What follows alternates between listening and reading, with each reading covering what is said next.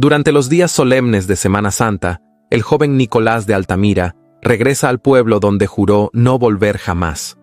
Su alma sigue marcada por un amor que creyó perdido, Teresa, la mujer que ahora está comprometida con su propio hermano. Sus caminos se cruzarán en el domingo de Pascua, cuando una boda se convierta en una revelación que cambiará el destino de ambos para siempre. Una carta oculta, un secreto que clama salir a la luz y una decisión imposible entre la lealtad familiar y el deseo del corazón. ¿Hasta dónde llegarías tú por defender tu verdad y tu corazón? Antes de empezar esta inolvidable historia, cuéntame desde qué rincón del mundo estás escuchando. Y dime, ¿qué crees que hace a un romance de época realmente memorable? Prepárate, porque estás a punto de vivir una historia que no se olvida fácilmente. Año de 1844. Domingo de Ramos. El sol apenas asomaba entre los cerros húmedos del Valle de las Lomas, cuando una figura solitaria apareció por el camino de tierra que conducía al corazón de San Miguel.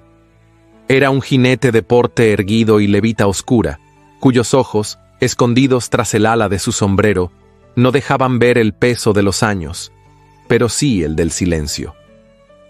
Nicolás de Altamira regresaba. Las primeras en verlo fueron las lavanderas del río. Detuvieron sus manos en el agua al reconocer el perfil que tantas veces habían creído enterrado en el pasado. Una de ellas se persignó. Otra, sin hablar, recogió los lienzos y se alejó como si hubiera visto un fantasma. El caballo avanzaba al paso, levantando pequeñas nubes de polvo, mientras el hombre no apartaba la vista del horizonte. No había tocado aquellas tierras desde hacía 7 años, cuando fue expulsado por su propio padre bajo acusaciones que jamás se le permitió rebatir. Se fue con el nombre manchado, el corazón roto y la mirada de ella clavada en su espalda. San Miguel de las Lomas era el mismo en apariencia, pero todo le parecía más pequeño, más callado. Las casas de adobe encalado, las campanas de la iglesia marcando las 7 en punto, los niños que se escondían tras los portones al verlo pasar. Todo tenía el mismo aire, pero había algo distinto, o quizá era él quien ya no pertenecía. Al cruzar la plaza, un vendedor de mazapanes bajó la mirada. Un anciano, sentado en el pórtico de la cantina, murmuró entre dientes. Nadie se atrevió a saludarlo. Nadie, tampoco, le cerró el paso. En la entrada de la hacienda Altamira, 2 sirvientes se miraron entre sí al verlo desmontar. El más viejo de ellos, Jacinto, tardó unos segundos en reconocer al hijo mayor del patrón, y cuando lo hizo, se quitó el sombrero con manos temblorosas. «Don Nicolás». Él no respondió, asintió apenas, y caminó con paso firme hacia el portón de hierro forjado que tantos años antes había cruzado como heredero y del que salió como condenado. Los corredores de la casa grande estaban impregnados de cera y eucalipto. Al fondo se oía el leve murmullo de una mujer recitando versos bíblicos. Una criada lo condujo en silencio hasta el salón principal. Las puertas se abrieron con un rechinar suave, y entonces lo vio. Elías. De pie, junto a una de las ventanas, con el rostro bañado por la luz dorada del amanecer, el hermano menor sostenía una copa de cristal entre los dedos. Llevaba un traje de lino claro, con los puños almidonados y una flor en el ojal. Sonrió, pero en sus ojos no había alegría. ¡Qué sorpresa! No imaginé que tendrías el valor de volver. Nicolás no respondió de inmediato. Observó el rostro de quien había sido su compañero de infancia y en su semblante reconoció una dureza nueva, una ambición que antes dormía oculta. No vine a buscar valor, Elías. Vine porque nuestro padre me llamó. El padre está muy enfermo, no siempre sabe lo que dice, replicó Elías, dando un sorbo a su copa. No deberías haber venido sin avisar. Hay cosas que ya no te pertenecen. Antes de que Nicolás pudiera contestar, una figura entró en el salón desde el corredor lateral. Teresa. Ella traía entre las manos un cuenco con flores frescas, y su andar era leve, silencioso, como si flotara. el cabello recogido en un moño bajo, un vestido de muselina crema que se movía con cada paso, y los mismos ojos castaños que él recordaba, aunque ahora más serenos, más tristes. Se detuvo al verlo. El cuenco resbaló entre sus dedos y cayó al suelo. El aroma del jazmín se esparció por el aire como un suspiro. Nicolás no se movió, solo la miró. Sus ojos se encontraron por primera vez en 7 años, y el tiempo se detuvo. Ya no eran 2 jóvenes con sueños al borde de la huida. Eran 2 almas quebradas por el silencio y la duda, unidas por una herida que ninguno se había atrevido a tocar. «Teresa», murmuró él casi sin voz. Ella bajó la mirada. No dijo nada. Fue Elías quien rompió el momento. «Nicolás», dijo con voz más alta, «permíteme presentarte a mi prometida. Nos casamos el domingo de Pascua». El corazón de Nicolás no se estremeció. Se hundió. No por sorpresa, sino por confirmación. Y sin embargo, en su interior, algo se encendió. No era celos, no era rencor. Era la sensación precisa de que algo no estaba bien, que lo que veía no era lo que parecía. «Felicidades», respondió con frialdad. «Me quedaré solo unos días, lo suficiente para cumplir con mi deber como hijo». Teresa recogió las flores sin mirarlo de nuevo. Elías fingió indiferencia. Nicolás dio media vuelta y salió del salón sin una palabra más. Pero mientras las campanas de la iglesia volvían a sonar a lo lejos, como un eco del pasado, en el aire quedó suspendida la pregunta no dicha. ¿Y si nunca fue ella quien lo traicionó? El regreso había comenzado, y con él, la verdad también buscaba su momento para volver. La tarde caía lentamente sobre los campos de lavanda que rodeaban la hacienda Altamira. La luz del sol, filtrada entre las ramas de los álamos, proyectaba sombras alargadas que se deslizaban como susurros antiguos por las paredes encaladas. En el interior de la casa, el silencio era tan denso como el polvo que cubría los estantes olvidados de la biblioteca. Nicolás había pedido no ser molestado. Cerró tras de sí la puerta de aquel recinto que en su infancia había sido su refugio predilecto. Las mismas paredes cubiertas de estanterías altas, los mismos tomos de cuero agrietado, y sin embargo, todo le parecía más frío, como si el tiempo se hubiera detenido justo el día de su partida. Pasó los dedos por los lomos de los libros con una nostalgia contenida. Tocaba con reverencia, como si cada volumen guardara un fragmento de lo que fue. Uno a uno, fue retirando los ejemplares, alineándolos en el escritorio.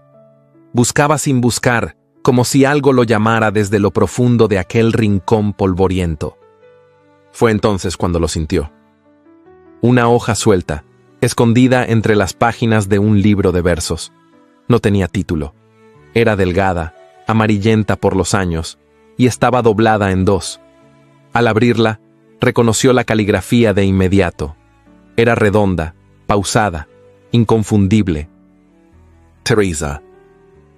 Sus ojos recorrieron las primeras líneas con incredulidad, como si no comprendiera del todo lo que estaba leyendo.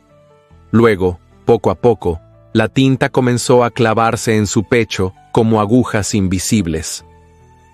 Amado mío, esta noche partiré contigo. Te esperaré al pie del olivo mayor, después de la última campanada. No temas, he hablado con mi madre, ella lo comprende. No tengo otra vida si no es contigo. Nicolás dejó caer la carta sobre el escritorio. Sus manos temblaban. Se llevó los dedos a los labios, como si con ese gesto pudiera contener el torbellino que se levantaba en su interior. Cerró los ojos. Sintió como el piso desaparecía bajo sus pies. El peso de aquella revelación era más insoportable que cualquier castigo. Ella lo había esperado. Ella lo había amado. Y él la había condenado al silencio creyendo en una traición que jamás ocurrió. La traición fue otra, no de ella, sino de alguien más, alguien que interceptó esa carta, que la ocultó, que lo separó de Teresa con un acto tan preciso como cruel. La carta nunca llegó, y por eso su vida se desvió hacia un abismo. Abrió los ojos con lentitud. El atardecer ya se había tornado anaranjado, y las sombras en el cuarto eran más densas.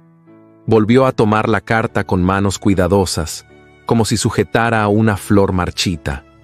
La leyó completa, esta vez en silencio, paladeando cada palabra como quien prueba un fruto prohibido. Recordó la noche en que la esperó en vano, recordó el frío, la oscuridad, la desesperación al verla no llegar. Recordó haberla odiado por su silencio, y ahora, frente a la evidencia irrefutable, se sentía el hombre más pequeño de la tierra. En ese instante, el recuerdo de Teresa recogiendo las flores en el salón, la forma en que sus manos temblaron al verlo, la manera en que bajó la mirada sin pronunciar palabra, todo cobró un sentido nuevo. No era culpa. Era dolor. Un dolor que ella también había llevado en silencio durante 7 años. Nicolás apretó los labios, conteniendo la emoción que lo estremecía. Caminó hacia la ventana y miró hacia el campo. A lo lejos, las campanas de la iglesia marcaban la hora de vísperas. Cada tañido parecía una súplica, un llamado, un eco de lo que pudo haber sido. El viento entró por los ventanales, agitando las cortinas con suavidad. Nicolás cerró la carta y la guardó en el bolsillo interior de su levita, como si quisiera protegerla del mundo, como si ese trozo de papel pudiera devolverle algo de lo perdido. Pero lo que no sabía aún era que la verdad, al salir a la luz, no libera de inmediato. Primero quema, y luego, apenas luego, puede redimir. Mientras la noche caía sobre San Miguel de las Lomas, el corazón de Nicolás comenzaba a latir distinto, ya no solo por el pasado que volvía a arder, sino por lo que estaba por venir, porque la verdad, por fin, había encontrado el camino de regreso. El cielo comenzaba a vestirse de cobre y amatista cuando Nicolás atravesó el portón trasero de la hacienda. El aire olía a tierra húmeda y a hojas recién cortadas. El campo se abría en suaves colinas que descendían hasta el viejo olivar, ese mismo que había sido testigo de tantas confidencias, de tantas miradas furtivas, de aquel amor que una vez creyó eterno. Caminó sin prisa, con los guantes en la mano y el corazón en vilo. A cada paso, el crujir de las ramas secas bajo sus botas parecía marcar el ritmo de una verdad que, por fin, se atrevía a salir a flote. No le había dicho a nadie a dónde iba, ni siquiera a sí mismo, pero su instinto lo llevó hasta allí, como si algo lo atrajera con fuerza invisible, como si las raíces de esos árboles guardaran lo que las palabras no habían podido sostener. Allí, entre los troncos nudosos y las copas verdes que se mecían al compás del viento, la vio. Teresa estaba de espaldas, recogiendo ramas del suelo con las manos desnudas. Llevaba un vestido de algodón azul pálido y un chal que caía desde sus hombros hasta la cintura, deslizándose con cada movimiento. Su silueta era la misma que Nicolás había aprendido a reconocer incluso en la penumbra. La forma en que inclinaba la cabeza al pensar, la manera en que sus dedos temblaban al tocar la corteza, el leve vaivén de su respiración contenida. No quiso asustarla, pero ella lo sintió. Se volvió despacio, y al verlo, se le cayó de las manos el haz de ramas. La luz del ocaso le dio en el rostro y encendió sus ojos con un brillo que no era de alegría, sino de sobresalto. «No sabía que alguien más vendría por aquí», murmuró, sin fuerza en la voz. «Ni yo», respondió Nicolás clavando los ojos en ella. «Pero parece que este lugar todavía guarda lo que creíamos perdido». Ella tragó saliva, dio un paso hacia atrás y luego se detuvo. El silencio se extendió entre ellos como una línea invisible. Él no dijo nada sobre la carta. No aún. Solo la miró, largo, profundo, como si intentara leer en su rostro todas las palabras que no se habían dicho en 7 años. «Tanto tiempo», susurró Teresa bajando la mirada. «Creí que nunca volverías. Y yo creí que no querías que regresara». Ella alzó los ojos, y en ese instante, las defensas que había alzado durante años se quebraron como cristal en sus pupilas. Su voz tembló al intentar sostenerse firme. No fue así. Nicolás, yo... Pero no terminó la frase. Su garganta se cerró. El pasado se agolpó entre ambos con una fuerza que amenazaba con derrumbarlos. Él no necesitaba escucharla decirlo. La duda que lo había atormentado durante tanto tiempo se estaba deshaciendo allí, frente a él, en la forma en que ella apenas podía sostenerle la mirada. ¿Te lastimé?, preguntó él con voz grave. ¿Fue peor que me marchara o que pensara que me habías abandonado? Teresa entrecerró los ojos, como si las palabras la golpearan. Dio media vuelta, fingiendo recoger del suelo las ramas que había dejado caer. Pero su cuerpo delataba un temblor sutil. Los dos nos hicimos daño, dijo apenas audible, pero no estoy segura de quién dejó de buscar al otro primero. Nicolás apretó los dientes. A un paso de ella podía oler el perfume suave de su piel, algo entre lavanda y almendras. Quiso tocarla, pero no lo hizo. El roce era aún demasiado sagrado para permitirse tan pronto. A veces no se trata de dejar de buscar, murmuró, sino de que te cierren todas las puertas antes de poder gritar tu verdad. Teresa se volvió entonces, y sus ojos, bañados de sombra, lo enfrentaron. ¿Y tú qué verdad traes ahora? Nicolás no respondió. No podía. Aún no era el momento. La carta en su bolsillo parecía arderle contra el pecho, como si lo obligara a hablar, pero se contuvo. Tenía que entender primero el resto. Tenía que saber quién más había jugado con sus destinos. Pero algo en él ya había cambiado. Lo supo al ver cómo los labios de Teresa temblaban sin pronunciar palabra, cómo sus manos se entrelazaban sobre su abdomen, como si buscara protegerse de un recuerdo. Entonces un crujido interrumpió la tensión. Desde lo alto del sendero una voz familiar los alcanzó. «¡Teresa!», llamó Elías, descendiendo entre los árboles con paso rápido. «Te he buscado por toda la hacienda. El padre necesita verte». Ella se apartó con rapidez, como si hubiese sido sorprendida en falta. Nicolás solo enderezó la espalda y se mantuvo en silencio. Elías los miró a ambos con una sonrisa medida, pero sus ojos no ocultaban el filo del juicio. «Hermano», dijo con tono cordial, «qué curioso encontrarte aquí. Veo que el pasado tiene raíces profundas en este campo». «Y algunas raíces», contestó Nicolás, sin alterar el tono, «no se arrancan tan fácilmente». Teresa bajó la cabeza. Elías le ofreció el brazo con cortesía forzada. «¿Vienes?». Ella dudó un segundo. Luego asintió y tomó el brazo de su prometido sin mirarlo a los ojos. Al alejarse, giró la cabeza apenas, y por un instante, sus ojos buscaron a Nicolás entre las sombras. Él no se movió, solo la observó alejarse, consciente de que el rompecabezas comenzaba a mostrar sus piezas, y que ninguna de ellas era tan inocente como había parecido. El amanecer del miércoles se extendía sobre el valle con una luz tenue, como si el cielo se negara a abrirse del todo.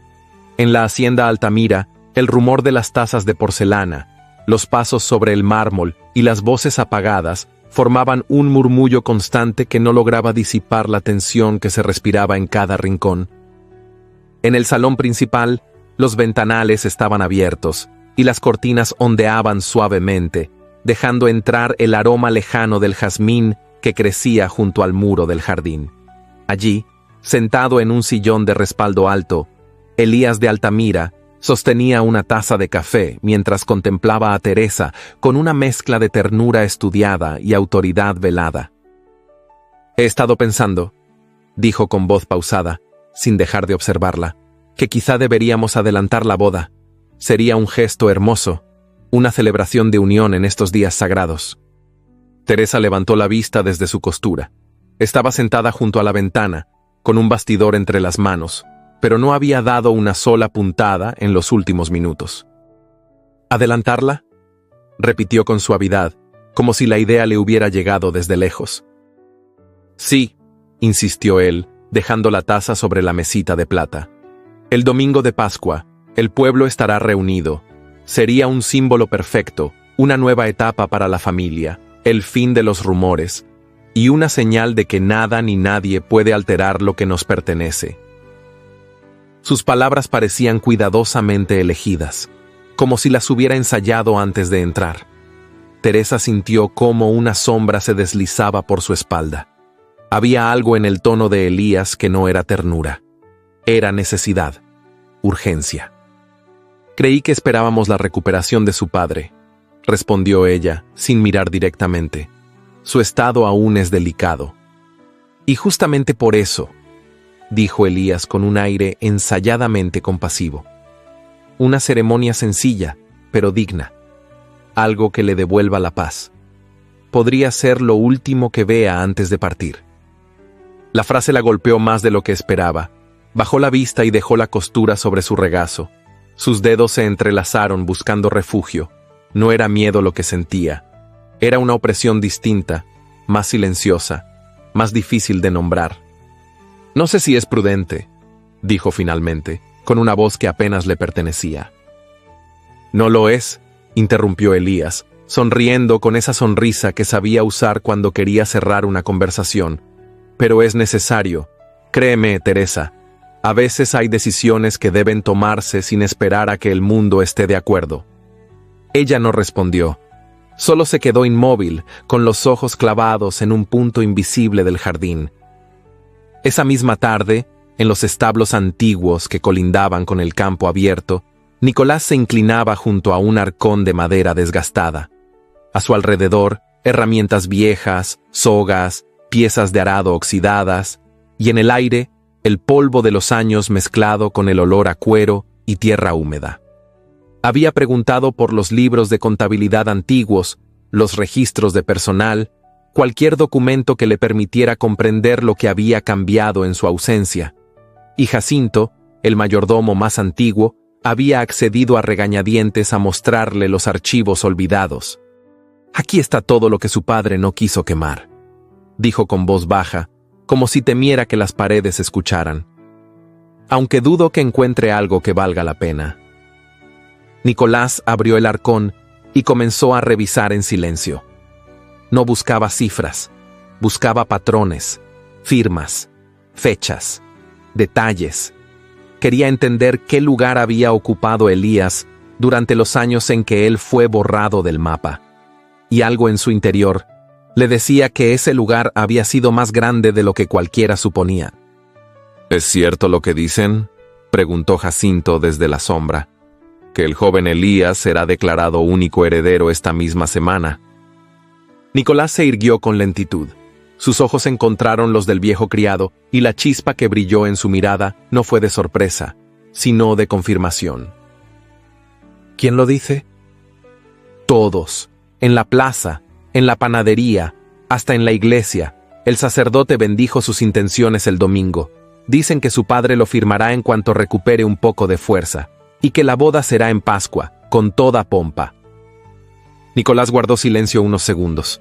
Luego volvió a inclinarse sobre los papeles. «Gracias, Jacinto. Eso era justo lo que necesitaba saber». Esa noche, en los corredores silenciosos de la hacienda, Teresa caminaba de regreso a su habitación. Llevaba un farol en la mano y el rostro cubierto por la sombra de sus propios pensamientos. Pasó junto a un ventanal y se detuvo. A lo lejos, en el campo, vio una silueta solitaria que caminaba entre los árboles. Era Nicolás. Ella no lo llamó, no abrió la ventana, solo lo miró alejarse, como si su presencia le arrancara una parte del alma que aún no estaba lista para volver a latir.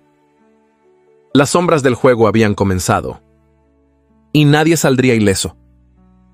La luz de la mañana entraba con delicadeza por los ventanales altos de la galería. El jueves había amanecido con un aire más espeso, como si el propio cielo guardara silencio en respeto por los días santos. La hacienda se movía con pasos más lentos, con voces más apagadas, y el sonido de las campanas del templo, a lo lejos, llegaba envuelto en una melancolía que parecía hundirse en cada rincón de la casa. En el ala oriental, donde el silencio era más profundo que en ningún otro lugar, don Francisco de Altamira reposaba entre almohadas altas y sábanas bordadas por manos que ya no vivían. El rostro del patriarca, antaño severo y altivo, era ahora una sombra de lo que había sido. La palidez de su piel competía con el blanco de su camisón, y sus ojos, hundidos en la fiebre, se abrían apenas cuando alguien entraba en la habitación. Nicolás se detuvo ante la puerta con la mano sobre el picaporte, sintiendo un leve temblor en la punta de los dedos. No era miedo, era el peso de los años, del orgullo roto, del amor ausente. Respiró hondo y empujó la hoja de madera con suavidad. «Padre», dijo con voz firme pero baja, «soy yo». Los ojos de don Francisco se movieron lentamente hasta encontrar los de su hijo. Durante un instante no hubo palabras, solo un reconocimiento silencioso entre dos hombres distantes que alguna vez fueron reflejo uno del otro. «Te tardaste», murmuró el anciano con un hilo de voz que apenas atravesaba el aire. Nicolás se acercó, tomó una silla y se sentó junto al lecho. El olor a medicamentos, a lino y a madera vieja lo envolvió con fuerza. «Usted me mandó lejos», respondió sin dureza. «Yo solo cumplí su voluntad». Don Francisco cerró los ojos un momento, como si le doliera más la memoria que el cuerpo. Luego levantó una mano temblorosa y buscó algo bajo la manta. Sacó un pequeño cofre de madera oscura. Nicolás lo tomó en silencio. «Ábrelo», susurró el padre. Dentro había un sobre sellado con lacre, aún intacto, con el nombre de Nicolás escrito a mano con tinta ya algo desteñida. Era su letra. «Es mi firma», dijo el anciano, «y mi arrepentimiento». Nicolás no respondió. El silencio llenó el espacio con más peso que cualquier palabra. «No fui justo», continuó don Francisco. «Me dejé llevar por lo que vi o lo que me hicieron ver. Me hablaron de cartas, de pruebas, de intenciones, y yo no quise escuchar tu versión». Los labios de Nicolás se apretaron. El sobre ardía en sus manos, como si contuviera no solo un documento, sino un grito retenido durante años. «¿Quién le habló?», preguntó finalmente. El anciano tardó en responder. Se volvió hacia la ventana, como si evitara mirar a su hijo directamente. «No puedo decirlo con certeza. Solo sé que confié en quien no debía, y tú pagaste por mi ceguera». Nicolás asintió lentamente. No necesitaba oír el nombre. Ya lo intuía, pero no lo pronunciaría hasta tener pruebas, hasta que la verdad se presentara por sí sola, sin sombra de duda. «¿Y qué hay en esta carta?», preguntó sin abrir aún el sobre. «Es una revocación de tu expulsión, un documento legal con mi firma. Declara que fuiste despojado sin derecho a defensa, que tu honor debe ser restaurado. No es suficiente, pero es lo que puedo darte antes de irme». La voz de don Francisco se quebró levemente en esa última frase. Nicolás cerró el sobre y lo guardó en el interior de su levita. Luego se inclinó con lentitud y le tomó la mano al padre. «No busco venganza», dijo con sinceridad. «Solo quiero la verdad, para mí y para los que creen en ella».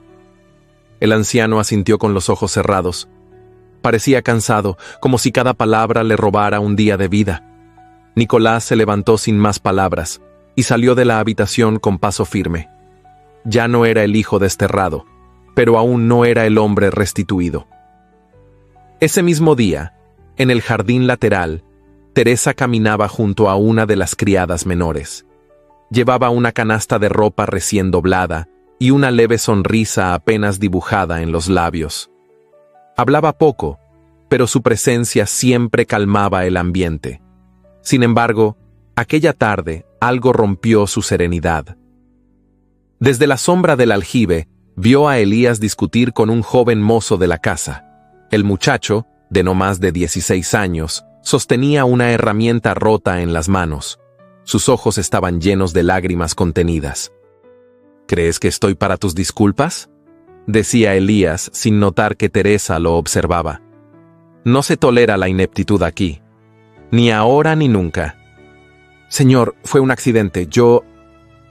«¡Cállate!», cortó Elías con voz seca, y sin esperar más, arrojó al suelo el sombrero del joven, pisoteándolo frente a los demás sirvientes. Teresa se detuvo, atónita. La expresión de su prometido era otra. No era el hombre amable que hablaba de futuro y unidad. Era otro rostro, otro tono, una dureza que la estremeció. Elías sintió su mirada y se volvió. En cuanto la vio, suavizó la expresión como quien apaga una vela con un soplo. «Teresa, no es lo que parece», dijo, acercándose con falsa calma. Pero ella no respondió. Lo miró sin expresión, sin reproche, sin palabras, y luego siguió su camino. Algo dentro de ella acababa de quebrarse. No sabía qué era aún, pero lo había escuchado romperse con toda claridad. El viernes amaneció envuelto en una niebla fina que descendía sobre los campos como un velo de luto. Las ramas de los naranjos parecían inclinarse bajo el peso del rocío, y las tejas húmedas de la hacienda resbalaban en silencio la lluvia leve de la madrugada. Era como si la tierra entera contuviera la respiración antes de una revelación. Nicolás caminaba solo por el corredor de servicio que conducía a los antiguos aposentos de los criados. Llevaba la levita cerrada hasta el cuello y los ojos fijos en el suelo, como si cada paso lo acercara no solo a un lugar, sino a un recuerdo que no terminaba de morir. Una voz tímida lo detuvo a mitad del pasillo. «Señor Nicolás». Se volvió. Una mujer de edad incierta con el cabello cubierto por un paño gris y las manos torpemente cruzadas al frente, emergió de entre las sombras. Era Tomasa, la criada que durante años había servido a su madre y que ahora vivía relegada en un rincón olvidado de la casa. «Necesito hablar con usted», dijo bajando la voz. «Es sobre su hermano». Nicolás la observó en silencio. Algo en la expresión de la mujer le heló la sangre. No era miedo, era vergüenza. «Sígame», indicó ella sin esperar respuesta.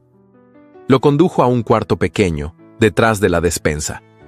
Allí, bajo una caja de costura vieja, retiró un cuaderno de tapas gastadas, con bordes doblados y olor a humedad. Lo sostuvo con ambas manos antes de entregárselo, como si aún dudara de lo que hacía. Lo encontré hace tiempo, cuando limpiaba la habitación del joven Elías. Pensé que eran solo apuntes sin importancia, hasta que comencé a leerlo. Nicolás tomó el cuaderno con cautela. Pasó los dedos por las primeras páginas y sintió el corazón acelerarse. Fechas, nombres, observaciones. Y luego, frases que ya no dejaban lugar a dudas. «Padre no sospecha, todo marcha como planeé. He ocultado la carta. Si Nicolás la recibe, todo se arruina. El viaje a Veracruz será definitivo. Nadie lo defenderá». Cerró el diario con fuerza. No necesitaba más. Cada línea era una confesión, escrita sin culpa, como si Elías se regocijara en su propia astucia. «¿Por qué me lo da ahora?», preguntó Nicolás, sin levantar la voz. Tomasa bajó la mirada. «Porque ya no puedo vivir en silencio. Vi cómo lo destruyeron. Vi cómo ella, sus ojos se llenaron de lágrimas, lo esperaba todas las noches junto al olivo. Y yo no dije nada». Nicolás respiró hondo. Agradeció con una leve inclinación de cabeza y salió del cuarto sin más palabras. El diario pesaba como plomo en el interior de su levita, pero era un peso que estaba dispuesto a cargar hasta el final. En el ala sur de la hacienda, Teresa terminaba de abotonarse el vestido frente al espejo. Su reflejo le devolvía una imagen que no reconocía del todo. Rostro cansado, mirada opaca, labios sin color. La voz de una criada irrumpió desde el umbral de la puerta. «Señorita Teresa, llegó un mensajero de Santa Eugenia. Dice que su madre ha recaído». Teresa se volvió de inmediato. «¿Está grave?». «No lo sabe. Solo dijo que pidió verla, que suplicó por usted». Sin pensar, Teresa caminó con rapidez hacia el vestíbulo. Tomó su chal y pidió un caballo ensillado. Pero apenas había llegado a la puerta principal cuando la figura de Elías bloqueó el paso. «¿A dónde vas?», preguntó con voz seca. «Mi madre está enferma. Voy a verla», respondió ella con la frente alta. Elías se acercó, colocándose entre ella y la salida. «No es conveniente que viaje sola, y mucho menos ahora. Faltan solo 2 días para la boda». «No me interesa lo que es conveniente», replicó. «Ella me necesita». Y yo también, insistió él. ¿No te das cuenta, Teresa? El pueblo habla. El escándalo de Nicolás aún no se ha apagado. Si desapareces ahora, darás más motivos a la murmuración. Los ojos de Teresa chispearon.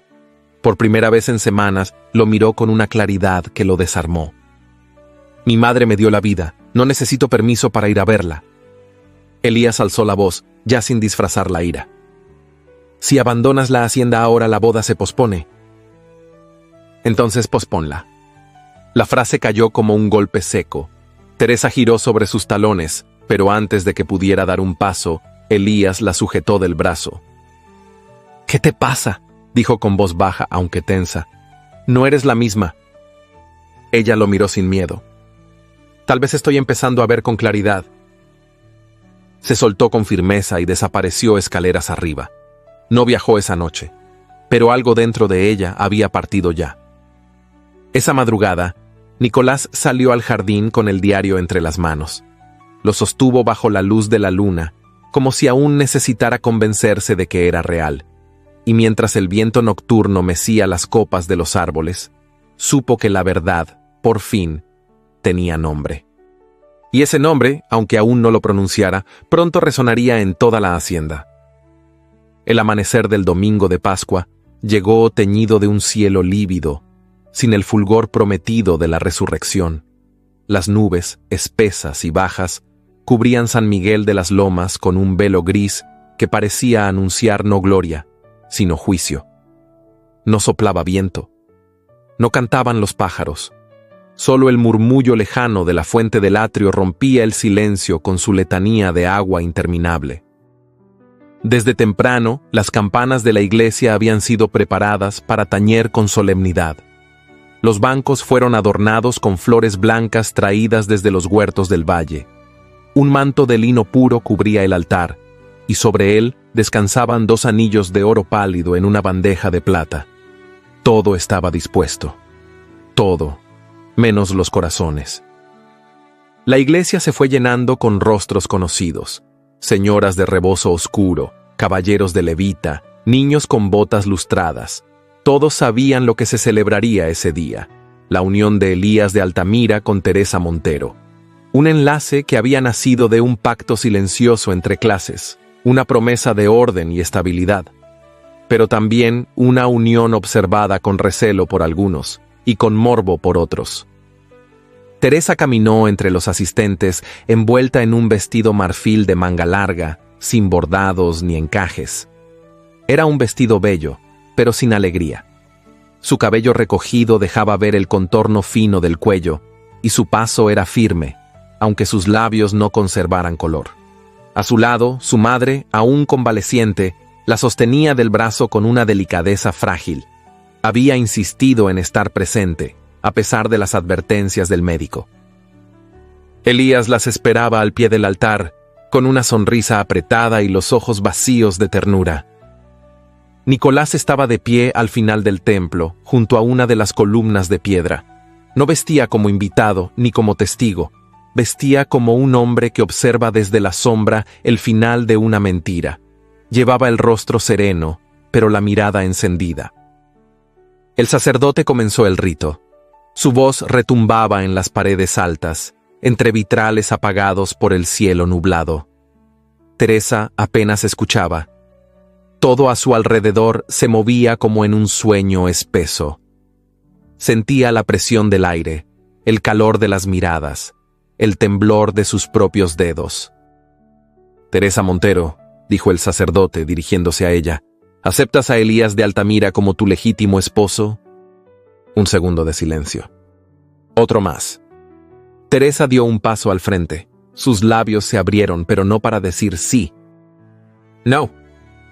La palabra, pronunciada con voz baja pero firme, cruzó el templo como un relámpago sin trueno. Las ancianas se persignaron. Alguien dejó caer un misal. Elías se volvió hacia ella con una expresión que no era de asombro, sino de incredulidad contenida por la rabia. «Teresa», musitó él entre dientes. Ella lo miró de frente, por primera vez, sin miedo. «No puedo hacerlo, no debo», Me sería imposible consagrar mi vida a un hombre que no respeta lo que soy, ni a quien amo. El sacerdote intentó interceder, pero Teresa ya había dado un paso atrás. Su madre, débil pero digna, buscó su mano, y juntas, en silencio, comenzaron a caminar por el pasillo central, bajo los susurros cada vez más altos de los presentes. Elías no se movió. Tenía la mandíbula tensa, las manos cerradas en puños. Pero no gritó, no corrió tras ella. Solo bajó la mirada, como si el mundo hubiera girado demasiado rápido y lo dejara por fin del lado equivocado. Nicolás la vio pasar junto a él. Ella no se detuvo, pero sus ojos, fugazmente, lo buscaron. Y en ese instante, él supo que ya no estaba solo. Esa misma tarde, la casa se sumió en una quietud que dolía. Don Francisco había recibido la noticia apenas minutos después de que Teresa abandonara el templo. Un criado entró en su habitación, temblando, y le susurró al oído lo que había ocurrido. El anciano no dijo nada, solo cerró los ojos, y comenzó a respirar con dificultad. Las horas siguientes fueron una agonía silenciosa. Nadie lo sabía con certeza aún, pero algo en el aire de la casa había cambiado. El escándalo se había esparcido más rápido que el incienso de la mañana. Las campanas no volvieron a sonar. No hubo fiesta. No hubo música. Solo el eco de una palabra pronunciada a tiempo. No. Un no que había quebrado una farsa. Un no que, sin saberlo, acabaría con todo lo que una vez se fingió eterno. Y sin embargo, en medio del silencio, algo se abrió paso. En ese día de Pascua, donde tantos esperaban un banquete y recibieron una verdad, en ese altar sin boda, en ese templo sin júbilo, se había sembrado otra forma de esperanza, no la que se canta en voz alta, sino la que nace en lo más hondo del alma, cuando una mujer se atreve a elegir la verdad sobre el miedo. A veces la resurrección no viene con ángeles ni milagros, sino con un paso firme, una palabra valiente y el corazón latiendo por fin en libertad. Habían pasado varias semanas desde aquel domingo sin campanas. El eco de lo sucedido aún flotaba en el aire de San Miguel de las Lomas, como una nota suspendida que nadie se atrevía a silenciar.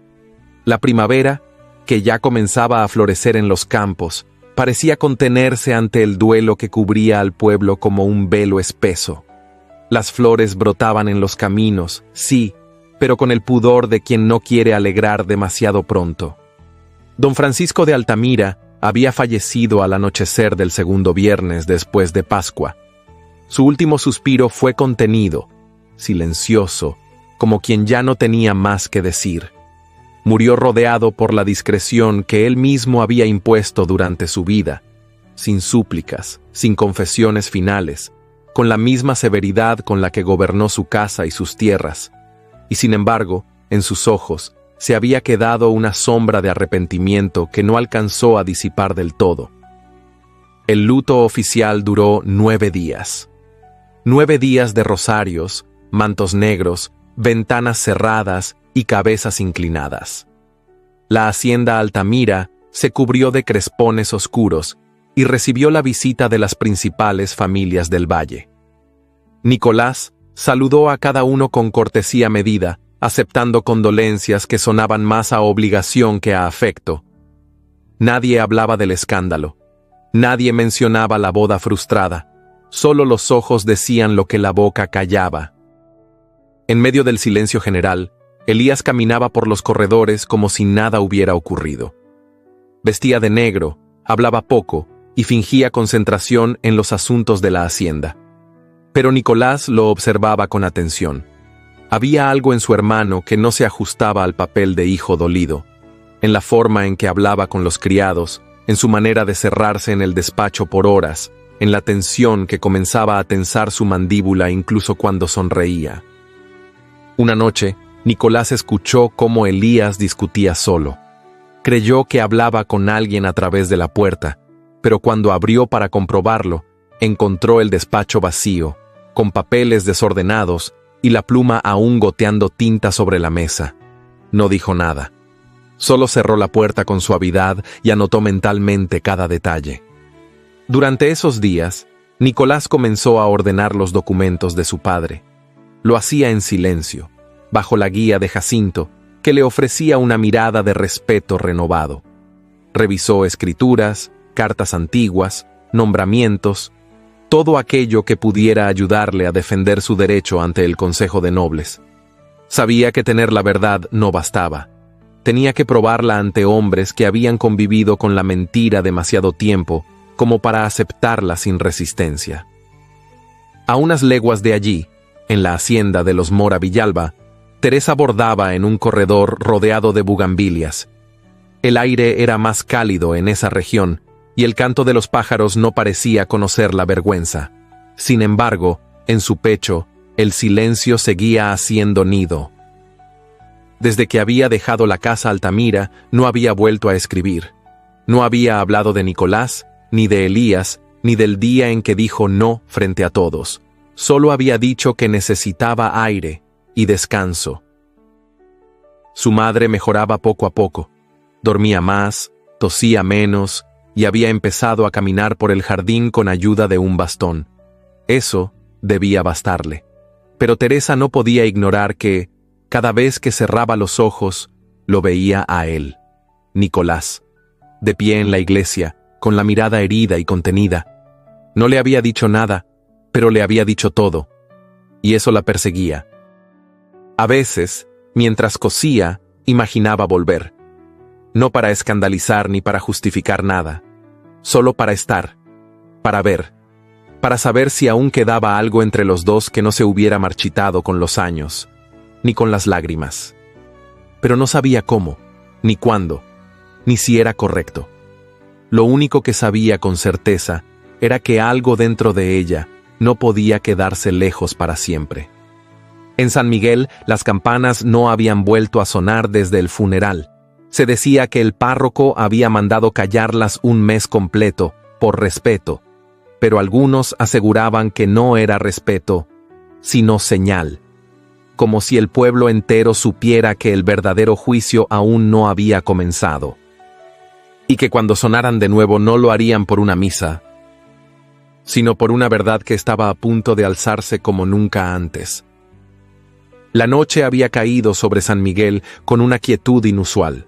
No soplaba viento, no crujían las ramas. El cielo permanecía encapotado, sin luna ni estrellas, como si el firmamento hubiera cerrado los ojos ante lo que estaba por suceder. En la pequeña casa de campo donde Nicolás se alojaba desde el entierro de su padre, todo parecía en calma. Había decidido no permanecer en la casa principal, no por temor, sino por respeto. El luto aún se respiraba en cada habitación, y la presencia de Elías hacía del ambiente un terreno envenenado. Además, aquel caserón siempre le había recordado demasiado a su madre. Una mujer de rostro sereno y manos delicadas, que había muerto joven, dejando a sus hijos al cuidado de un padre más rígido que cálido. Nicolás no tenía recuerdos amargos de ella, pero sí una nostalgia inexplicable, como si algo de su ternura se hubiera quedado atrapado en los corredores donde ya no entraba el sol. En la nueva estancia, al menos, podía trabajar en silencio. Nicolás, ajeno al peligro que se gestaba en las sombras, se encontraba en su despacho, revisando unos documentos bajo la luz temblorosa de un candelabro.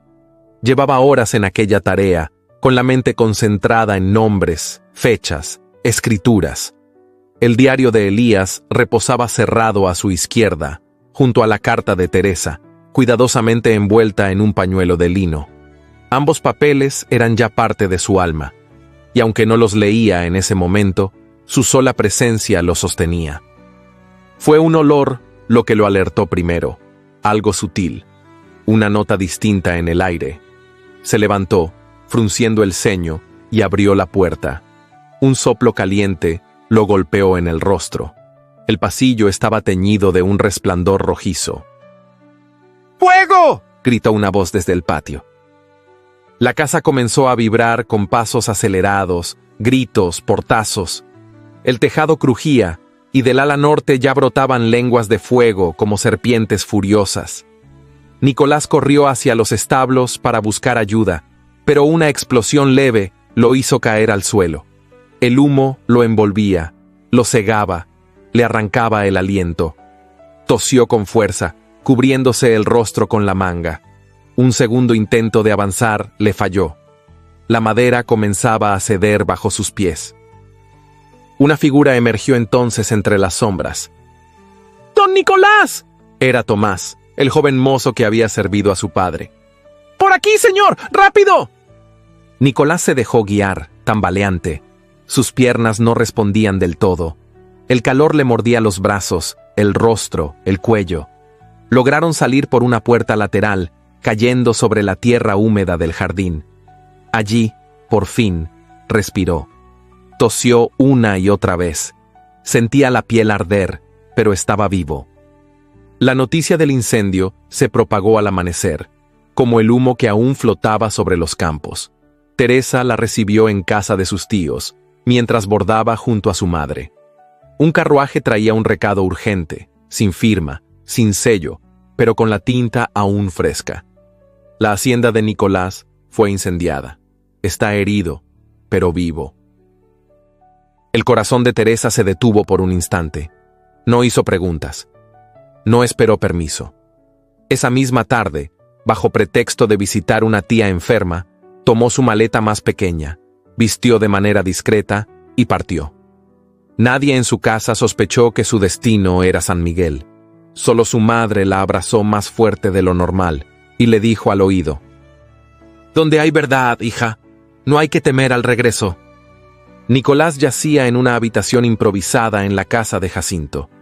Tenía los brazos vendados hasta los codos y un lado del rostro enrojecido por el calor. Aún así, se mantenía lúcido. Le habían prohibido hablar mucho, pero sus ojos no sabían callar. Miraban todo con una mezcla de dolor y resignación. Teresa llegó al anochecer. Entró sin anunciarse. Jacinto la vio pasar sin detenerla. Nicolás la reconoció en el instante en que sus pasos cruzaron el umbral. Ella se detuvo junto a la puerta. Lo observó sin acercarse todavía. Él sonrió apenas, sin fuerza, y con voz débil, dijo: «Sabía que vendrías». Teresa se acercó sin prisa. Se sentó junto a su lecho y tomó su mano, con ternura infinita. Sus dedos temblaban. «¿Quién hizo esto?», preguntó con voz entrecortada. «No lo sé», respondió él, «pero ya no importa tanto». Del bolsillo de su levita, aún sobre la silla, extrajo con dificultad el pañuelo de lino. Lo extendió. La carta. Aquella carta jamás leída a tiempo. Teresa la reconoció al instante. Sus ojos se abrieron, su respiración se cortó. ¿Dónde la encontraste?» «Estaba escondida entre mis libros. 7 años ahí, en silencio, como tú». Teresa llevó la mano a los labios. Las lágrimas comenzaron a caer sin aviso. No eran lágrimas de dolor, eran de alivio, de duelo, de todo lo que nunca se dijo. Yo creí que habías huido sin mí, que te habías rendido», dijo, ahogada entre sollozos. «Y yo creí que me habías traicionado, que nunca me amaste». «Nunca dejé de amarte», susurró ella, inclinándose hacia él. «Entonces, ahora lo sé», dijo él cerrando los ojos. Se quedaron en silencio, sus manos entrelazadas. No hicieron promesas, no se besaron, pero algo más profundo que un juramento quedó sellado en ese instante. Fuera, la noche era cerrada. No quedaban llamas ni cenizas, solo el perfume del campo mojado. Y en medio de esa oscuridad, un amor viejo había vuelto a encenderse, más fuerte. Porque lo que arde por dentro, ninguna llama ajena puede apagarlo. El gran salón del consejo, de techos altos y columnas de mármol gris, estaba lleno esa mañana como no lo había estado en años. Los tapices polvorientos colgaban solemnes de los muros, y los retratos de antiguos señores del valle observaban desde sus marcos con una severidad que no parecía pertenecer a este mundo. A lo largo de la sala, los miembros del consejo ocupaban sus lugares en semicírculo, vestidos de negro, con el gesto impasible de quienes saben que lo que se decidirá ese día será recordado durante generaciones. Afuera, el pueblo esperaba en silencio. Nadie trabajaba en los campos ni en las cocinas. Los comerciantes habían cerrado sus puestos. Incluso los niños guardaban sus juegos. Era como si el aire mismo contuviera el aliento, aguardando el juicio que, durante años, fue negado. Nicolás entró con paso firme. Llevaba una levita oscura, sin adornos, y el cabello recogido hacia atrás, dejando ver la quemadura aún reciente en su mejilla izquierda. Caminaba solo, pero en su rostro no había duda, ni temor, solo una serenidad grave, nacida no del orgullo, sino del dolor enfrentado. Elías llegó instantes después, vestido con el mismo cuidado de siempre, pero sin el brillo en los ojos que lo solía acompañar. Su andar era ligeramente rígido. Saludó con una inclinación apenas visible y ocupó su sitio frente a los jueces. Sus labios sonreían, pero sus manos delataban una inquietud sorda. Sabía que esta vez no bastaría con palabras elegantes ni con influencias discretas. Sabía que esta vez la verdad venía armada. El consejero mayor, un hombre delgado con voz de campana rota, hizo sonar su mazo de madera. «Estamos aquí reunidos», dijo, con tono ceremonial, para escuchar las alegaciones del señor Nicolás de Altamira en torno a los acontecimientos que derivaron en su destierro hace 7 años y que hoy, por petición formal, exige sean revisados a la luz de nuevas evidencias. El salón permaneció en silencio. Nicolás sacó un pequeño fajo de papeles de su bolsillo interior. Los sostuvo con firmeza. «Presento ante este consejo», dijo, con voz clara, 3 pruebas fundamentales. Primero, esta carta escrita por la señorita Teresa Montero en el año 1837, en la que me pedía huir con ella antes de que su familia la comprometiera con otro hombre. Nunca llegó a mis manos. Fue interceptada. Una murmuración leve recorrió el salón. Segundo, continuó desplegando un cuaderno gastado. Este diario perteneciente a Elías de Altamira, donde admite haber ocultado dicha carta, haber plantado pruebas falsas en mi habitación y haber manipulado la opinión de mi padre para asegurar mi expulsión. Elías se removió en su asiento. No dijo nada aún. Tercero, incluyo declaraciones juradas de 3 trabajadores de la casa, quienes afirman haber recibido instrucciones directas de mi hermano para sustentar la falsa acusación. Uno de ellos, incluso, firmó un recibo con mi nombre falsificado. Nicolás entregó los documentos a los asistentes del consejo. Su voz no había vacilado ni una sola vez. Elías se levantó entonces. Su rostro conservaba una compostura forzada.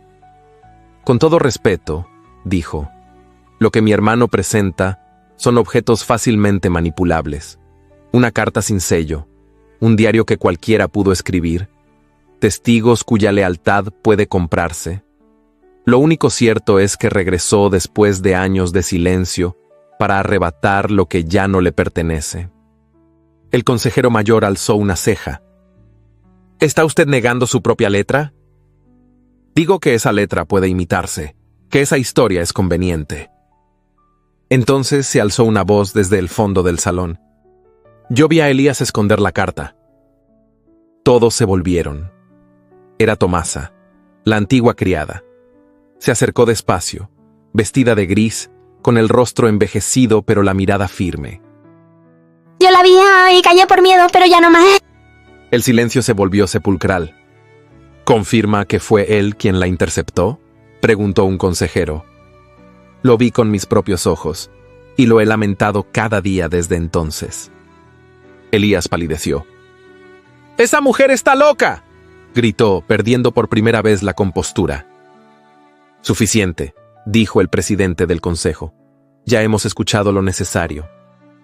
Se reunieron en voz baja durante largos minutos. El salón contenía la respiración. Finalmente, el anciano se puso de pie y declaró: «El Consejo de San Miguel de las Lomas ha deliberado. Declaramos al señor Elías de Altamira culpable de falsedad, usurpación y deshonra. Por tanto, se le despoja de sus derechos hereditarios, se le prohíbe representar el apellido Altamira en acto público alguno, y se le ordena abandonar estas tierras en el plazo de 48 horas. Un murmullo profundo recorrió el recinto. Elías no dijo palabra. Se giró lentamente y con los hombros caídos salió del salón sin mirar a nadie. No tenía ya ni aliados, ni máscaras. El consejero mayor miró a Nicolás. Y usted, por voluntad de este consejo y por justicia debida, queda restituido en todos sus derechos. Su honor ha sido limpiado. Nicolás inclinó la cabeza, sin sonrisa. El peso de la verdad, aunque liberador, aún dolía. Salió del salón bajo la mirada de todos, y por primera vez, en muchos años, lo hizo sin sentir vergüenza. Fuera, en la plaza, el pueblo esperaba. Cuando lo vieron aparecer, las primeras campanas comenzaron a sonar. No para celebrar una boda ni un nacimiento, sino para anunciar que después de tanto silencio, la verdad por fin había hablado. La mañana amaneció clara en el Valle de las Lomas, como si el cielo mismo hubiese sido lavado por dentro. Después de semanas de nubarrones, silencios y susurros, el sol apareció con una tibieza renovada, derramando luz dorada sobre los caminos de piedra y los campos reverdecidos. Las campanas del templo, que habían guardado luto desde hacía demasiado tiempo, comenzaron a sonar al alba con una cadencia firme y serena. No anunciaban una misa, no anunciaban una boda, anunciaban el fin de una era y el comienzo de otra. La plaza del pueblo se llenó antes del mediodía. No hubo edictos ni invitaciones formales, pero todos sabían que aquel día sería distinto. Hombres con sombreros en la mano, mujeres de mantilla, niños con los ojos abiertos como si esperaran ver algo que sus padres nunca habían visto. Los más viejos murmuraban oraciones, no por tradición, sino por respeto. En el centro de la plaza se alzó una tarima de madera. Allí, ante la mirada del pueblo entero, apareció Nicolás. Vestía de oscuro, pero sin rigidez. Sus botas estaban limpias, su levita cerrada hasta el cuello y sus ojos encendidos por algo más fuerte que el triunfo, la convicción. A su lado, Teresa, de blanco sencillo, sin joyas ni encajes, solo una flor en el cabello y la dignidad en el alma. El pueblo los miró en silencio. Nicolás dio un paso al frente.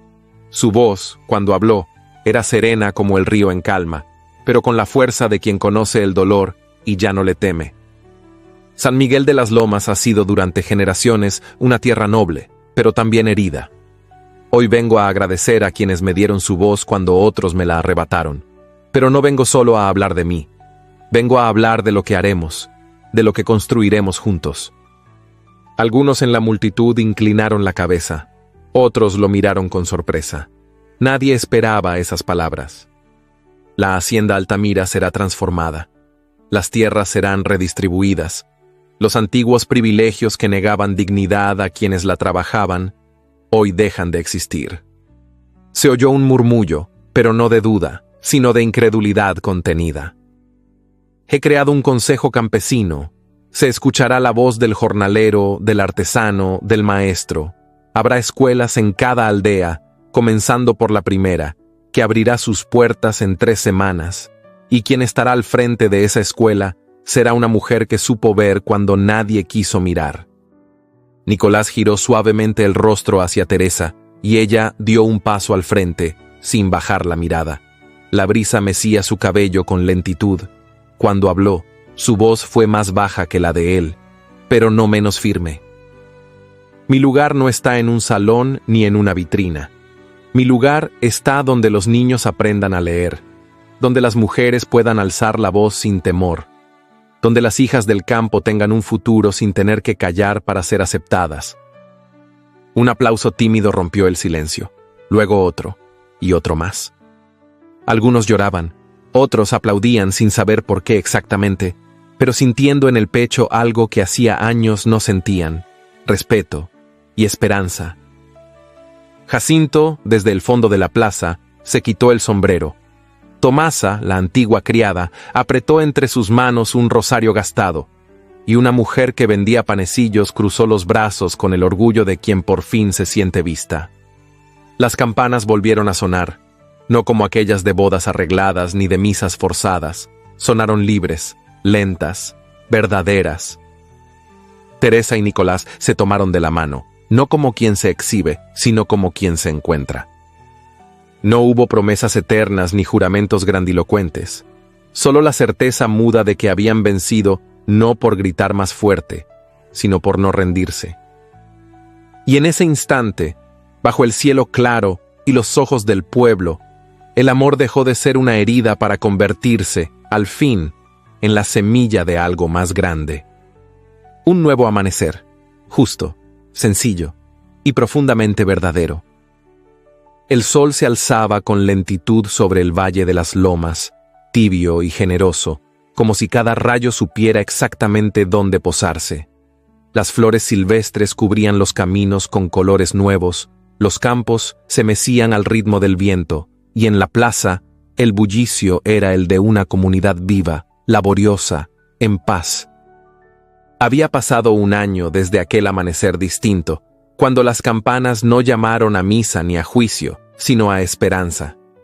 Desde entonces, el silencio fue sustituido por palabras, por libros, por cantos, por decisiones tomadas en común. La vieja hacienda Altamira no era ya el centro del poder, sino el corazón de un nuevo orden.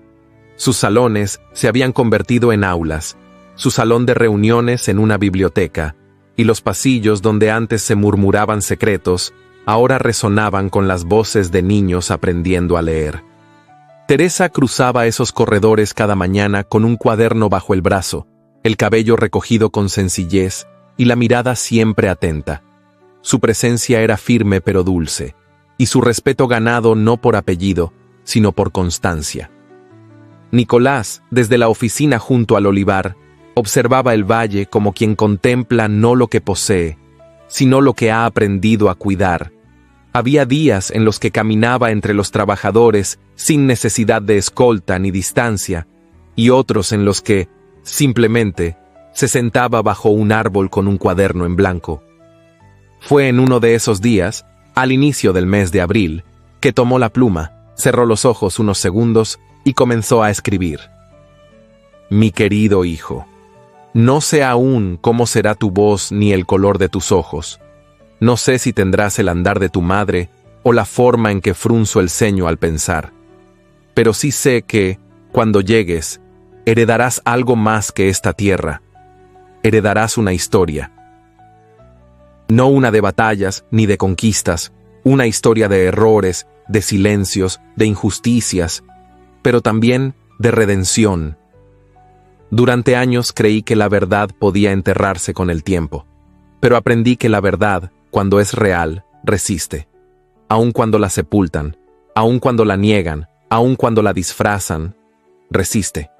Y cuando vuelve a salir a la luz, no lo hace para castigar, sino para sanar. Tu madre y yo no comenzamos nuestra historia en el altar, ni con fiestas, ni con aplausos. La comenzamos con una carta nunca entregada, con una palabra negada a tiempo, con una llama que casi se apaga. Pero no se apagó. La verdad nos devolvió la dignidad, y el amor, sin ruido, nos devolvió la vida. Hoy el valle florece, no porque se haya olvidado el pasado, sino porque lo honramos sin permitir que nos encadene. Las campanas aún suenan cada mañana, no para recordar lo que fue, sino para honrar lo que fuimos capaces de reconstruir con fe, amor y verdad. Tu padre, Nicolás. Terminó de escribir con lentitud, dobló la carta con cuidado, la selló con cera y la guardó en un cajón de madera que solo abría en momentos como aquel. Desde el jardín, Teresa lo llamó con la mirada, y él se levantó. La mañana continuaba, las campanas sonaban, y el eco de cada campanada llevaba consigo no la memoria de una herida, sino el testimonio de una promesa cumplida. El invierno había llegado temprano aquel año al Valle de las Lomas. La escarcha adornaba las copas de los árboles como si el cielo hubiese bordado cada rama con hilos de plata. El aire olía a leña encendida, a pan recién horneado, y a una calma que solo puede habitar en los lugares donde el dolor ya no tiene dominio. Desde lo alto de una colina, el antiguo solar de Altamira se erguía con una belleza serena. Sus muros, antaño fríos y solemnes, albergaban ahora un murmullo de risas, pasos pequeños y música suave. No era solo una residencia real. Se había convertido en el corazón de un pueblo que había aprendido a latir distinto. Dentro, junto a una chimenea crepitante, Teresa bordaba en silencio. El cabello, ahora salpicado de hebras blancas, recogido con la misma sencillez de siempre. La mirada seguía viva, aunque matizada por la sabiduría de quien ha visto florecer lo imposible. A su alrededor, libros abiertos, dibujos infantiles y una pequeña muñeca de trapo sobre un banco de madera. ¿Ya terminó?, preguntó una voz infantil desde el otro lado del salón. Casi, mi amor, respondió Teresa con una sonrisa que nacía del alma. Una niña de grandes ojos oscuros corrió hacia ella con un cuaderno entre las manos. Papá dice que va a leer una historia esta noche, una de las que él mismo escribió. Teresa asintió, acariciándole el cabello. Entonces será una noche especial. En la biblioteca, Nicolás acomodaba unos pergaminos. El tiempo lo había vuelto más pausado, pero no menos firme. Su cabello, canoso en las sienes, solo acentuaba la profundidad de su expresión. Había escrito crónicas, leyes locales, cuentos para las escuelas del valle, pero su historia más íntima no estaba en las páginas, sino en las decisiones que cada día había sostenido sin ostentación. Afuera, las escuelas seguían abiertas. El Consejo Campesino era una realidad sólida. Los trabajadores tenían voz, tierra y dignidad. Nadie temía hablar en las asambleas de cada estación. Los hijos de jornaleros se sentaban en los mismos pupitres que los nietos de antiguos terratenientes. Aún había desigualdades, claro, pero también había algo nuevo: justicia en movimiento. De Elías de Altamira no se volvió a hablar en público. Dicen que vagó por el norte durante años, siempre huyendo de sí mismo. Unos afirman que cambió de nombre y de rostro. Otros, que murió solo, sin herederos, sin honra. Pero en San Miguel no había rencor, solo silencio. Un silencio firme, que no olvida, pero no alimenta sombras. Jacinto había fallecido 3 inviernos atrás, rodeado por los suyos. Su retrato colgaba en la nueva escuela con una dedicatoria bordada por Teresa, a quien fue leal cuando el mundo no lo era. Tomasa, ya encorvada, aún paseaba por los jardines. Los niños la buscaban para escuchar sus historias. Ella decía que no sabía leer, pero que había aprendido a contar con el corazón. Esa noche, en el salón principal, Nicolás se sentó en su sillón favorito. A su alrededor, Teresa, sus hijos y algunos vecinos cercanos. En sus manos, una hoja amarillenta con tinta desvaída. «Hoy no leeré una historia mía», anunció. «Leeré una carta que escribí hace años, antes de que todo esto existiera como lo conocen». Y mientras su voz llenaba la estancia con aquella promesa escrita al hijo que aún no conocía, las llamas danzaban en la chimenea como ecos del pasado que ya no dolía. Afuera, las campanas del pueblo comenzaron a sonar. Su tono era grave, pausado, pero lleno de vida. Y en cada campanada parecía resonar una verdad sencilla y honda: que el amor, cuando nace del fuego y sobrevive a la mentira, no solo resiste al tiempo, lo transforma. Porque 10 años después, el amor seguía allí, no como en los cuentos, sino como en la vida, silencioso, constante, eterno. Dicen que el tiempo lo cura todo, pero esta historia nos recuerda que a veces no es el tiempo, sino el valor de enfrentar la verdad, la fuerza de una decisión a tiempo y la ternura de un amor que se niega a morir. Nicolás y Teresa no vencieron con gritos ni con venganza, vencieron con silencio firme, con integridad, con miradas que dijeron más que 1000 palabras. Ellos nos enseñan que, por más años que pasen, cuando el amor es verdadero, siempre encuentra el camino de regreso. ¿Y tú, que has llegado hasta aquí, qué sentiste al acompañarlos en este viaje? ¿Qué parte de la historia tocó tu corazón? Déjanos tu opinión en los comentarios. Nos encantará leer tu reflexión. Y si realmente viviste esta historia intensamente, te invito a escribir la palabra campanas en los comentarios. Así sabremos que estuviste con nosotros hasta el último eco, y nos ayudarás a que esta historia llegue a más corazones. No olvides que en las tarjetas te dejo otras narraciones igual de profundas, conmovedoras y llenas de alma. Si esta historia te tocó, las que vienen no te soltarán. Gracias por ser parte de este canal donde el amor, la memoria y la verdad nunca pasan de moda. Hasta la próxima historia, y recuerda, las campanas aún suenan.